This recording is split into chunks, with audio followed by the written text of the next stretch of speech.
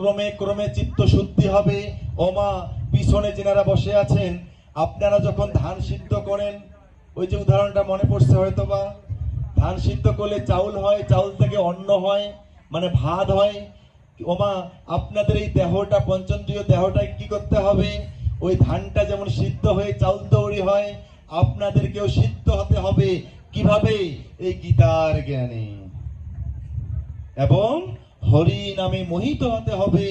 যেখানে খল করতালে শব্দমা কানে ভাসবে, ছুটে যেতে হবে। যাবেন? কোথা দিলেন আজকে একাদশীর দিনে? যার বাড়িতেই হোক না কেন, খল করতাল মৃদঙ্গর শব্দ যদি পান, হরি কথা কৃষ্ণ কথা যদি মা শুনতে পান, কানে যদি আসে খবর, ছুটে চলে যাবেন, যেতে হবে। ও বাবা, এই কথা বলবার একটা কারণ আছে। কোন কারণ?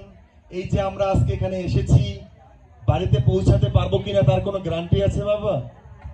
কোনো গ্যারান্টি নাই। তাহলে আপনাদের হয়তো গ্যারান্টি আছে নাকি? বাড়ি যে পাশে, এই তো দরজাগুলো আপনাদের, এই তো মা। এইটা যখন আমরা চিত্তে জানতে পারছি যে এই হরিবাসর অঙ্গন থেকে, নবশ্রী বৃন্দাবন থেকে পাশেই আমার দরজা, কিন্তু ওই বাড়ি পর্যন্ত যেতে পারবো কিনা তার নিশ্চয়তা নাই। ওমা এই দমটা কিন্তু কখন যে ফুল হয়ে চলে যাবে।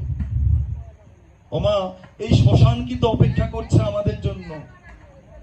জন্মগ্রহণ করবার তারিখ আছে মা, জন্মগ্রহণ করবার মাস আছে, বার আছে, কোন বারে কখন হবে জন্মগ্রহণ করবে একটা নবজাতক। কিন্তু মা এই পৃথিবী ছেড়ে কে কখন চলে যাব, এই দিন তারিখ কিন্তু আমরা কেউ জানি না। আমি আপনি যত বড়ই সাধু সঙ্গ করি, যতই সাধু হই, একাদশী ব্রত পালন করি, একেবারে সিদ্ধ লাভ করি, ভগবানকে লাভ করবার জন্য চলে গেছি অনেক দূর। ও মা তবু আমিও বলতে পারবো না, আপনিও বলতে পারবেন না কবে আমার সেই শেষ দিন। পারবো মা? যে কোনো সময়, যে কোনো মুহূর্তে আমাদের ডাক চলে আসতে পারে। ও মা ওই জন্য গীতার জ্ঞানে আলোকিত হবেন, গীতাকে জানবেন, গীতাকে বুঝবেন, গীতার জ্ঞান নিয়ে আপনারা আপনাদের বাকি জীবনগুলো পরিচালনা করবেন। ভগবান যেন এইটুকু করুণা আপনাদের জন্য করে থাকে।